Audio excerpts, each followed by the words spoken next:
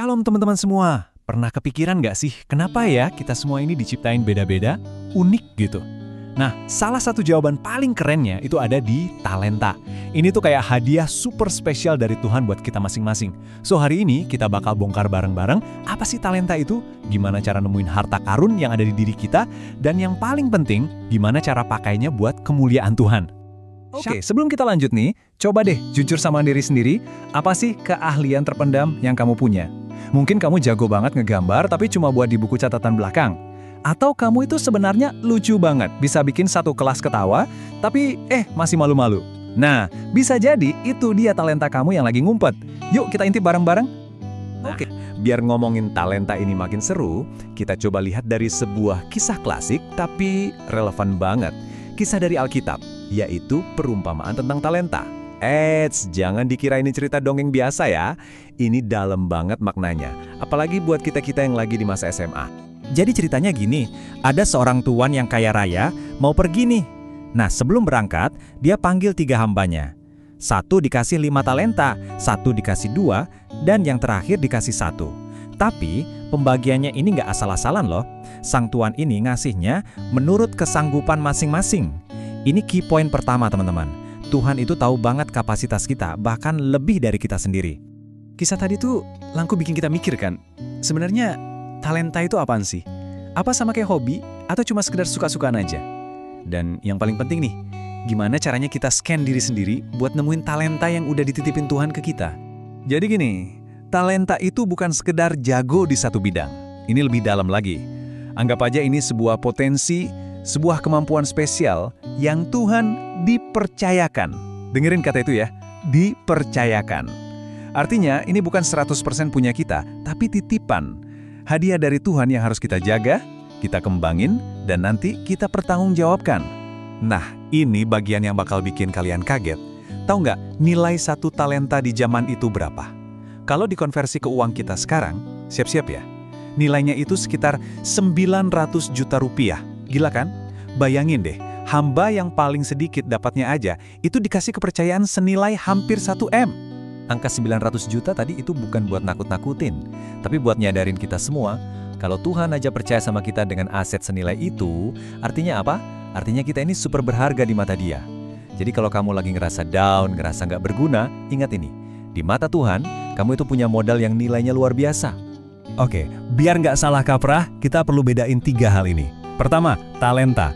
Ini kemampuan alami, bisa karena turunan atau latihan. Kedua, ketertarikan. Ini cuma sebatas suka. Contoh, aku suka banget nonton F1, tapi apa aku bisa nyetir mobilnya? Ya belum tentu. Nah, yang ketiga, karunia rohani. Ini beda lagi. Ini khusus dari Roh Kudus buat orang percaya. Tujuannya buat membangun gereja. Paham bedanya kan?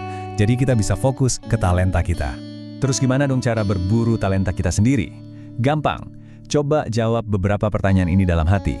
1. Kegiatan apa sih yang kalau kamu lakuin tiba-tiba udah malam aja? Waktu kayak hilang gitu. 2. Kamu sering dapat pujian tulus soal apa? Wah, tulisanmu bagus banget. Atau kamu kalau ngejelasin gampang dimengerti deh. 3. Keterampilan apa yang hasilnya paling oke pas kamu kerjain? Nah, jawaban-jawaban itu petunjuknya. Oke, anggaplah kamu udah nemuin talentamu. Keren! Tapi, chapter 1 baru selesai. Perjalanan sebenarnya justru baru dimulai. Karena nemuin aja itu nggak cukup, kita harus ngasah talenta itu. Ibarat pisau paling mahal sekalipun, kalau nggak pernah diasah ya bakal tumpul juga kan? Di Alkitab ada ayat yang keren banget buat gambarin ini. Dibilang kalau anak-anak muda itu kayak anak panah di tangan pahlawan. Coba bayangin deh, anak panah itu kan potensinya dahsyat. Tapi kalau cuma disimpan aja di kantongnya, ya nggak ada gunanya. Dia harus diasah biar tajam, dipasang di busur, terus ditembakkan ke sasaran. Nah, itulah kamu. Itulah talenta kamu, siap buat ditembakkan ke hal-hal yang besar. Terus, gimana cara ngasahnya? Ada 4 langkah praktis yang bisa kamu lakuin, mulai hari ini. 1. Terus belajar. Zaman sekarang gampang banget kan? Ada YouTube, buku, kursus online. Manfaatin. 2. Cari mentor. Cari deh kakak kelas, guru, atau siapapun yang udah jago di bidangmu. Jangan malu buat nanya dan belajar dari mereka. 3. Gabung komunitas. Ikut ekskul atau cari grup online. Diskusi sama yang sefrekuensi itu bisa bikin kita makin berkembang. Dan yang keempat, ini kuncinya. Latihan, latihan, dan latihan. Practice makes progress. Dan ingat ya teman-teman, ngembangin potensi itu bukan lari sprint, tapi lari maraton. Ini proses, nggak ada yang instan. Jadi nikmatin aja setiap langkahnya. Jatuh, bangun lagi. Gagal, coba lagi.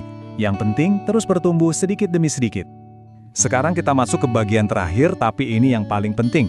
Sama kayak hamba-hamba di cerita tadi, kita itu punya tanggung jawab. Punya talenta itu keren, tapi bukan cuma buat pamer atau buat gaya-gayaan. Ada tujuan yang jauh lebih besar di baliknya. Yap, talenta itu adalah anugerah, tapi sekaligus juga sebuah tanggung jawab. Tanggung jawab buat nggak nyanyain aset senilai 900 juta tadi. Tanggung jawab buat ngembanginnya. Dan tanggung jawab buat memakainya dengan benar. Dan pada akhirnya, pilihan itu ada di tangan kita masing-masing.